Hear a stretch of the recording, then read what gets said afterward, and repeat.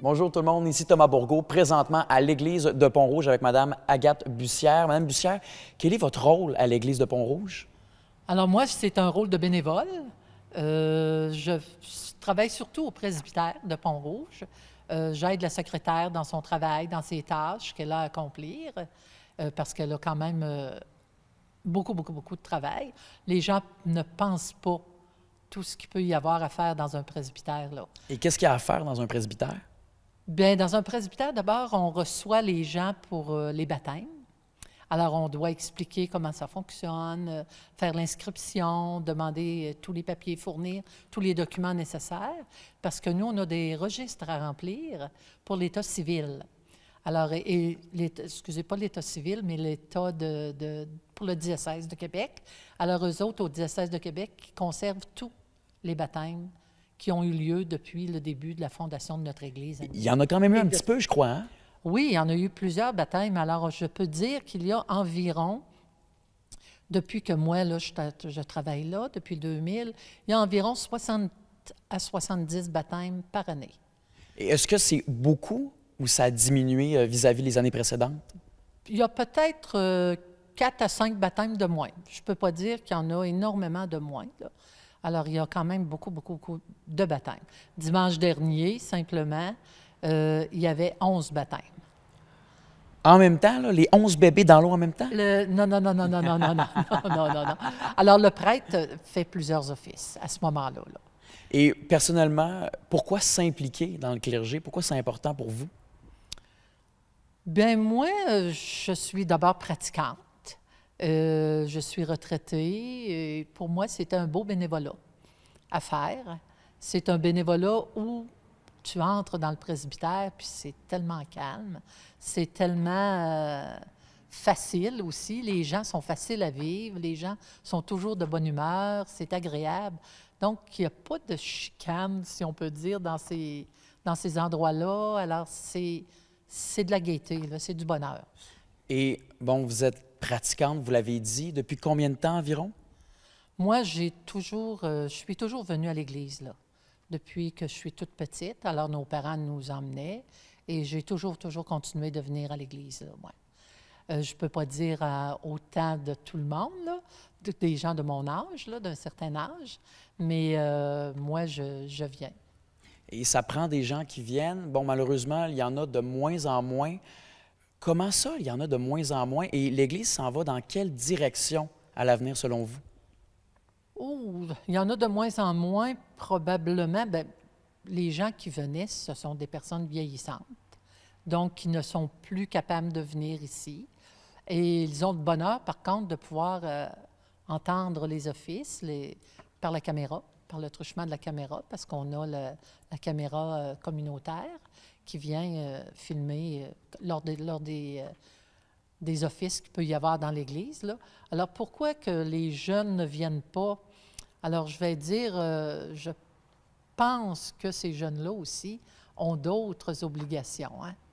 Alors aujourd'hui, autrefois, moi, mes enfants, on courait pas tous les lieux pour jouer au hockey, au soccer, faire du patinage artistique ou quoi que ce soit, là. Alors qu'aujourd'hui, les jeunes, leurs enfants sont très impliqués dans le sport. Donc, ils partent les fins de semaine. Alors pour eux autres... Le sport, c'est la nouvelle religion. Ben, on pourrait peut-être appeler ça comme ça, là, mais moi, je pense, là. Puis il y a aussi d'autres causes, là, comme on parlait tout à l'heure, il y a d'autres causes qui sont prioritaires là, pour les jeunes. Alors, quand on parle du cancer, quand on parle des maladies de la leucémie, alors, partout, on demande des sous. Alors donc, les gens choisissent leur cause. Et vous parlez de sous, Mme Bussière. Avant l'entrevue, vous m'avez dit qu'il y a quand même des jeunes qui font des donations. C'est beau à voir, ça. Oui, alors moi, j'ai tout entré, là, les données là, de la capitation cette semaine. Et je peux vous dire que j'ai créé plusieurs nouveaux donateurs, alors qui sont situés dans la zone récente là, de construction. Et ces donateurs-là nous ont fait des beaux petits dons. Madame Bussière, l'Église est magnifique, de un, très grande, de deux. Comment on fait pour entretenir constamment et semaine après semaine, mois après mois, une église? Bien, chez nous, on a la chance d'avoir un concierge. Alors moi, je vais parler plus de ce côté-là. Le côté des sous, c'est pas nécessairement moi là, qui s'occupe de ça. Monsieur Julien va pouvoir vous en parler davantage. Mais nous, on a un concierge qui vient. Alors, on l'appelle communément le bedeau, le sacristain ou le bedeau. Alors, qui, lui, est rémunéré plusieurs heures par semaine pour faire le travail. Alors donc, lui, il va faire l'entretien ménager qu'on peut avoir dans l'Église, là. Madame Bussière, parlez-moi, s'il vous plaît, de l'historique de l'Église quand même. Il y a de l'histoire derrière ça. Ah bien oui, l'histoire de l'Église. Alors chez nous, l'Église a été construite. Alors on a demandé en 1867. Alors on a demandé qu'il y ait une nouvelle Église, une nouvelle paroisse de construite. Alors autrefois, cette paroisse-là, qui est Pont-Rouge, il y avait une partie qui appartenait à Neuville, une autre partie à Saint-Basile, à Cap-Santé, puis à Sainte-Catherine de la Jacques-Cartier. Alors donc, les citoyens qui étaient tout près de chez nous ont demandé d'avoir une nouvelle paroisse. Et ça a été accepté en 1867. Ça, on appelle ça l'érection canonique. Mais l'érection civile, elle a été accordée uniquement l'année suivante, c'est-à-dire en 1868. Et dès lors, bien là, on a procédé à la construction de l'Église. Un petit fait peut-être qui peut intéresser les gens. Alors, la construction de l'Église, à l'époque, a coûté 2200 livres, c'est-à-dire 5000 $. C'est pas beaucoup. Mais il y avait pas ça ne comprenait pas les vitraux, les autels, ces choses-là. Uniquement la construction de la bâtisse. Là, c'est quand même des sous. Et lorsque tout a été payé, les gens étaient assez prévoyants. Ils ne s'endettaient pas de beaucoup de choses. Quand tout a été payé, après ça, ils ont installé les cloches, le clocher et les clochetons. Ensuite, ils ont acheté les cloches. Alors donc, ça se faisait par étapes. Oui. Et au tout début, l'église arrêtait ici au cœur de notre église. Alors où on est assis présentement, c'était le chœur, où se disait la messe et tout ça. Et où est le chœur présentement, c'était la sacristie qu'on appelle. Alors, les vestiges de ça, on peut voir ça dehors à l'extérieur. Sur le mur, on voit qu'il y avait une porte par où les gens entraient pour aller à la sacristie. On peut voir aussi, si on voit dans l'entretoit, on peut voir les agrandissements qui ont lieu. On peut voir les poutres qui sont équarries à la hache. Madame Bussière, qu'est-ce qui fait que l'Église de Pont-Rouge se démarque des autres? Alors, d'abord, c'est par son orientation. Alors, l'orientation de notre Église, nous autres, elle est orientée sud-nord. Comparativement à la plupart des églises, presque toutes les églises du monde sont orientées est-ouest, c'est-à-dire du soleil levant au soleil couchant. Alors, nous, est orientés différemment parce que le terrain qui avait été donné à l'époque par M. Basile Motard n'était pas assez large pour placer l'église dans l'autre sens. Alors, quand on voit une église orientée sud-nord, alors c'est que probablement que le terrain qui avait été donné là, à ces moments-là n'était pas assez large pour construire l'église dans l'autre sens.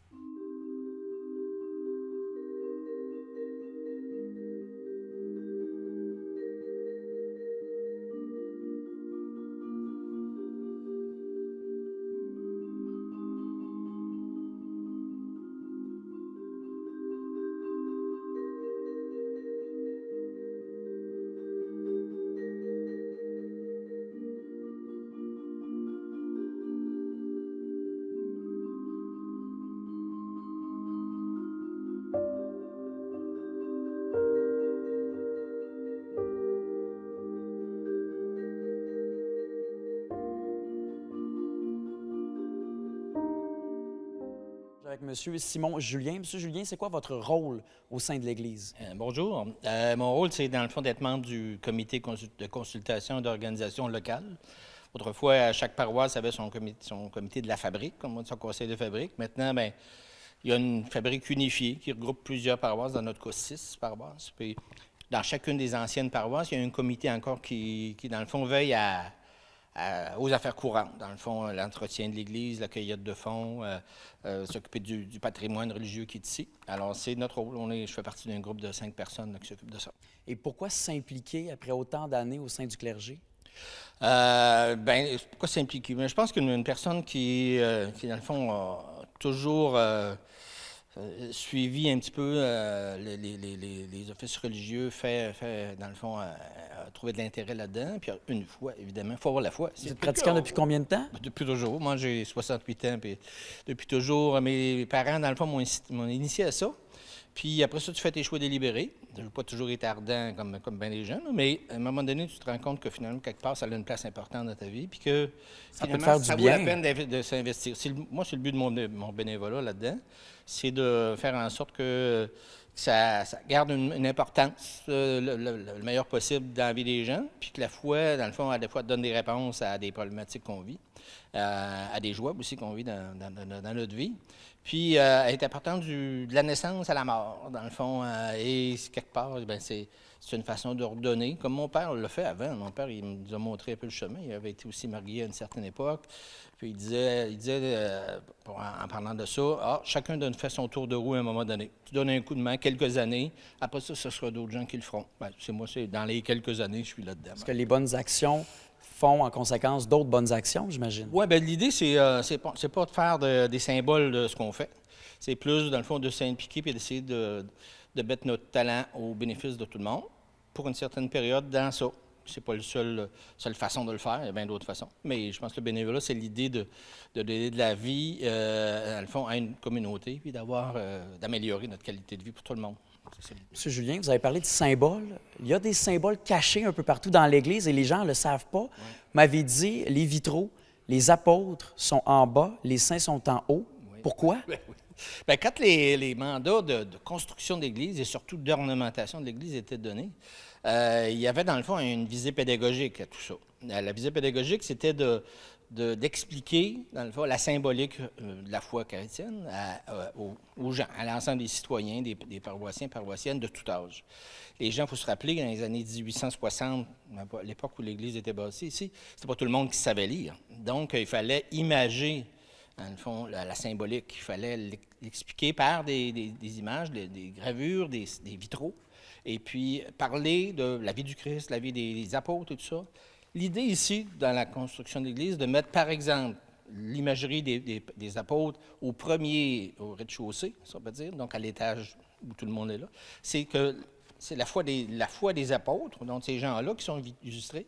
La foi qu'on a aujourd'hui, c'est la foi de nos ancêtres, c'est la foi construite sur la foi des apôtres.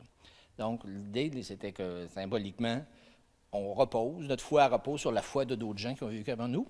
Et au deuxième étage, où on est aujourd'hui, là, à ce moment-ci, c'est qu'on a l'imagerie de saints et de saintes. Ici, du côté gauche, à l'est, c'est des femmes, et du côté droit, c'est des hommes. Donc, des hommes qui ont vécu une vie sainte, entre guillemets, qui a été considérée par d'autres personnes, dans le sens qu'ils avaient fait une bonne vie, puis qu'ils avaient fait de leur foi chrétienne un engagement dans leur vie, dans le fond, dans ce qu'ils ont donné, donné à la société. Et donc, c'était ce qui était présenté comme étant ce à quoi les paroissiennes devaient aspirer, à la sainteté. Ils devaient viser, dans le fond, d'avoir un comportement chrétien exemplaire qui allait donner, dans le fond, symboliquement, la vie aux autres, de croire aux autres aussi et d'alimenter leur foi, dans le fond. Donc, les apôtres sont au premier étage parce qu'ils sont les piliers et aspirent à être les saints qui sont plus hauts. Les saints qui sont présentés haut, des hommes, des femmes, dans le fond, qui ont vécu, ceux qui sont là, imagine, là, c'est des gens qui ont été reconnus comme saints dans l'époque à peu près précédente, immédiatement, la période de la construction de l'Église. Parce qu'on mettait, dans le fond, des saints qui étaient populaires, hein, des gens qui étaient connus de beaucoup de monde. Et les rockstars des saints. Oui, exactement. Des personnes qui avaient été spectaculaires dans leur mystique ou dans leur engagement ou qui avaient été, dans le fond, vues comme des personnes qui avaient montré le chemin, comment on doit être chrétien, dans le fond.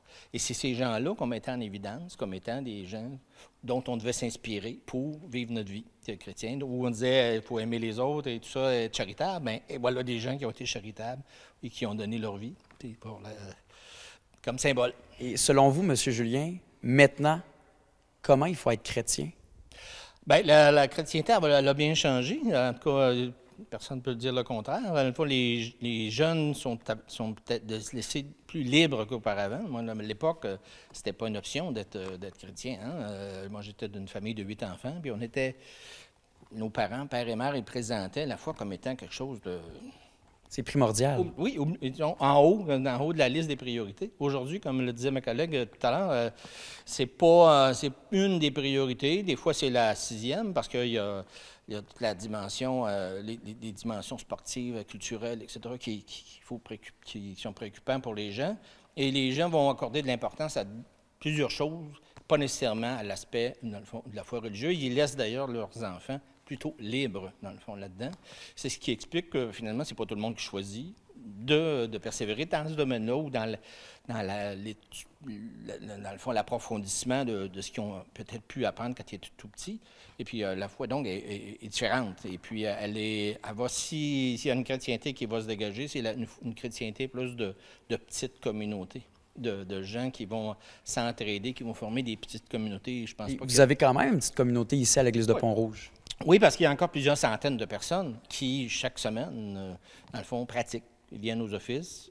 Lorsque les grandes fêtes religieuses arrivent dans l'année, il y a plein de monde, l'Église est pleine.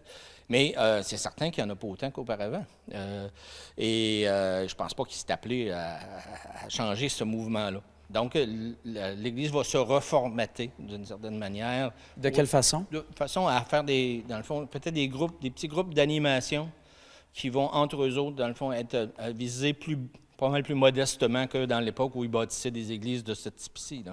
Monsieur Julien, derrière vous, on voit une belle vue de l'Église de Pont-Rouge.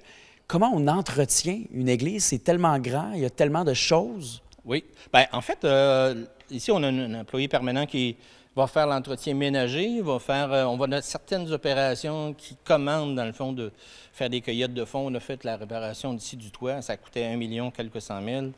Tu fais appel à tout le monde pour ça. Bien souvent, même les gens non religieux vont donner pour des choses comme ça parce qu'ils considèrent que c'est du patrimoine. C'est du patrimoine. Puis, à l'époque, c'était le patrimoine important. Hein. Tous les éléments confondus, toutes convictions confondues, là, c'était le patrimoine important. Il était ici dans l'Église, le patrimoine. Donc, il y a des gens qui donnent pour ça.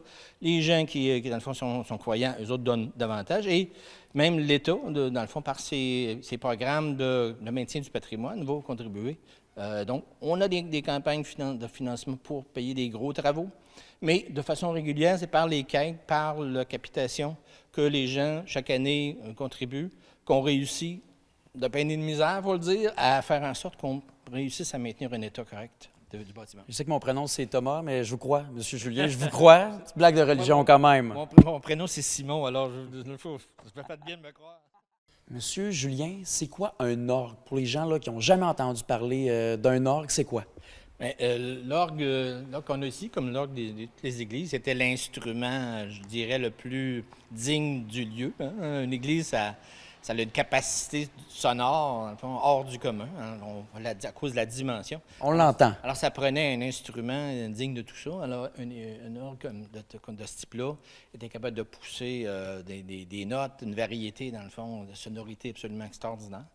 Et dès 1800, la première année, c'était en 1884, donc 15 à 18 ans après la construction originale, qu'il y a eu un premier harmonium. Donc, tout le monde sait ce que c'est, donc un petit orgue. Et ensuite, quelques années plus tard, ça a été remplacé par un plus gros. Puis en 1908, cet orgue-ci a été installé, qui est un orgue Casavant. Dans le fond, les plus petits tuyaux ont la grosseur d'un crayon, 30 cm de long, les plus hauts, les plus grands, ont 15 cm de gros et 4,50 m de taille. Donc, une capacité, dans le fond, de produire une sonorité musicale absolument extraordinaire. Ça doit être du travail à entretenir aussi. Oui, bien, surtout que, dans le fond, originalement, c'était la soufflerie qui permet, dans le fond, de pousser ces notes-là, était actionnée de main d'homme, vous savez. Donc, il y avait une soufflerie. Les gens, le bedeau ou d'autres gens, d'autres bénévoles, faisaient en sorte que, dans le fond, on pompait l'orgue et puis c'est là qu'on avait les sons.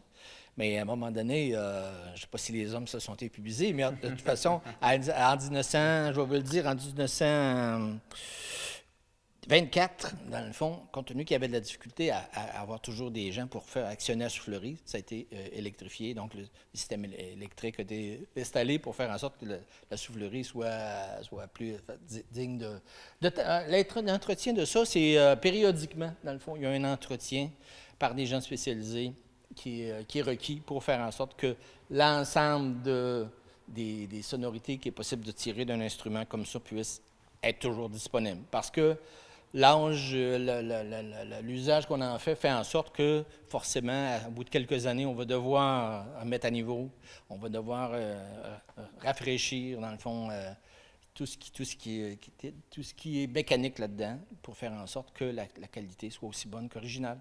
M. Julien, des fois, quand vous travaillez, vous passez à côté de l'orgue, vous n'avez pas envie d'en jouer. Il me semble que ça donne envie d'en jouer un peu. Je vous dirais que ce qui est particulier, puis c'est pas ça à la paroisse, c'est comme ça, les gens qui jouent de l'orgue à l'Église sont des gens très persévérants. Vous savez, on a eu une Mme Saint-Pierre ici qui a été organiste pendant 48 ans. On a une Mme Godin ici, là, qui est actuelle. Là, ça fait plus de 20 ans qu'elle est organiste. Donc, c'est des gens qui ne cèdent pas leur place facilement. Pas mal aux doigts? Non, mais c'est des gens qui sont passionnés, de musique, qui comprennent que c'est un instrument hors du commun, qui demande aussi une maîtrise qui est longue à acquérir. Et donc, quand ils ont du plaisir à jouer, ils ont du plaisir à exploiter les capacités d'un instrument comme ça. Puis c'est des gens qui sont très généreux parce qu'ils durent longtemps, ils persévèrent longtemps dans leur bénévolat, parce que c'est bénévole dans ces choses-là. Madame Bussière, si quelqu'un veut venir à l'Église ou faire une donation, à qui il doit parler? Où est-ce qu'il doit aller? Alors, s'il veut venir à l'Église, les portes sont ouvertes. Sont ouvertes tous les jours, les 5 jours par semaine. Sont ouvertes jusqu'à 4 heures, de 8 heures à 4 heures. Le samedi, c'est ouvert aussi. peut-être pas jusqu'à 4 heures. Et le dimanche, c'est ouvert jusqu'à la fin de la messe. Alors donc, les gens peuvent pénétrer dans l'église, venir s'asseoir, prier, comme n'importe quelle personne, là. Et si les gens veulent faire une donation, alors donc, on se présente au presbytère et la secrétaire va les accueillir, puis elle va leur expliquer là aussi comment. Elle est sympathique en faire. plus. Ah, Joanne, elle est très sympathique.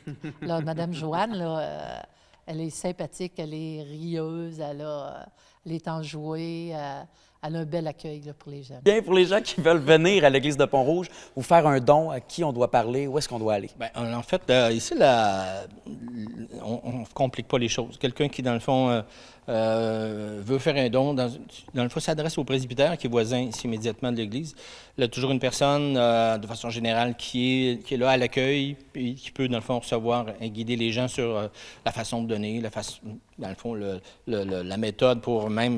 parce que les contributions sont déductibles d'impôts. Hein? Toute contribution à des éléments comme ça sont déductibles d'impôts. Toujours utile, ça, quand même. Bien, à la limite, on a une partie, dans le fond, qui va être sauvée par nos impôts. Alors, dans certains cas, c'est pas négligeable. Il y a des gens, hein, curieusement, il y a des gens qui commencent dans les personnes plus âgées qui décèdent, il y a des gens qui font des dons à une mémoriam, dans le fond, qui font céder une fraction, dans le fond, dans leur patrimoine à l'Église de leur communauté. On a une personne ici qui, il y a quelques années, a fait un don intéressant, important. On a réussi à faire des aménagements au palier ici, au rez-de-chaussée, pour rendre l'accueil plus intéressant. C'est un don de combien de dollars environ? À l'époque, c'était un don de 50 000 quand même. Ça montre que, dans le fond, la personne, avec ces sous-là, elle souhaitait qu'il y ait des choses concrètes dans l'aménagement de l'Église, des choses tangibles qui aient fait avec ça, puis c'est ce qu'on a réussi à faire. Puis je pense qu'il y a des gens, plus en plus, qui vont regarder des choses comme ça parmi, dans le fond, les choix que tu as à faire quand tu penses à la suite après toi, après ton décès, bien, c'est une partie des choses, c'est la contribution à la pérennité, dans le fond, de certaines affaires auxquelles tu as considéré que c'était important dans ta vie. Merci beaucoup, M. Julien. Ça fait plaisir et bienvenue à l'Église de Pont-Rouge. Merci beaucoup.